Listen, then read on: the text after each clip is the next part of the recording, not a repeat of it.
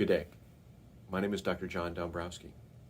I'm fortunate to be the incoming president to the Society of Addiction Medicine, both in the state of Maryland as well as the District of Columbia.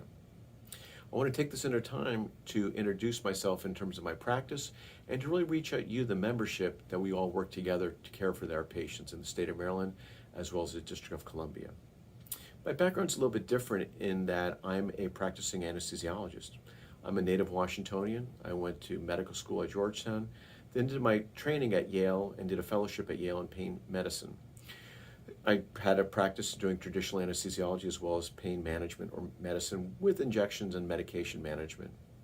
Approximately 5 years ago, I started seeing that we had an issue with substance use disorder. I became board certified and then in addiction medicine.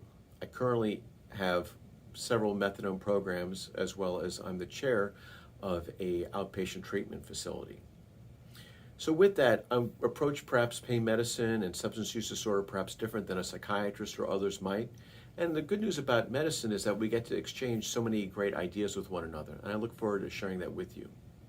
More importantly, the society is certainly more than one individual. I'm just really the face of that society, and I thank you for that opportunity. However, I have a wonderful team that is there to help me. First is the Vice President or President-elect, which is Nishat. Next would be our Secretary, which is Megan. Next is our Treasurer, which is Kat. Next is our Public Policy individual, which is Joe Adams. And lastly, we have an educational program, which is Darius. We have great physicians that are volunteering their time on behalf of you, the membership, to make sure you as a member get the best chance of education, exchanging ideas for the best patient practice, as well as really good patient care. More importantly, I think what we do as a society is really advocacy. We advocate not only for ourselves as physicians, but also for our patients. Now, we do this at the State House in Annapolis or in Maryland. There are many things that come up that Joe Adams really manages and does a great job at in terms of making sure there are no laws that are created that can really affect our ability to practice medicine, but also protect our patients.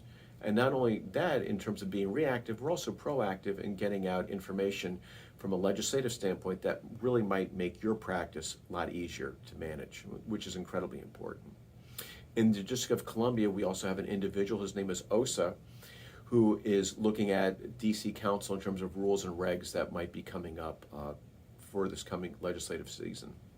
We have an education program coming up in this year, as well as the annual meeting, which is down in Florida in a few weeks. Again, I'm a big believer in getting out information as quickly as possible to the membership. Again, it is vital that we all work together. We need to link arms, especially in this time of a pandemic or crisis that we have, not only in terms of the opioid crisis, but other crises that we have. And clearly working together with nurse practitioners, psychiatrists, psychologists, perhaps anesthesiologists, is a great way to move forward for our patients. If you need to reach me, please do so. My email is all initials, so jfdmdpc@gmail.com.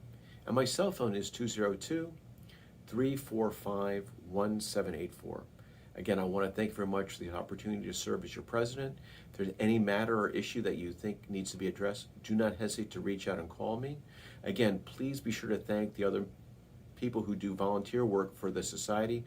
It is greatly appreciated. And again, the society is each one of us. We all need to work together, especially in these challenging times, not only to care for our patients, but also that we get paid appropriately for the work that we do on behalf of our patients and the community at large. Again, thanks for listening.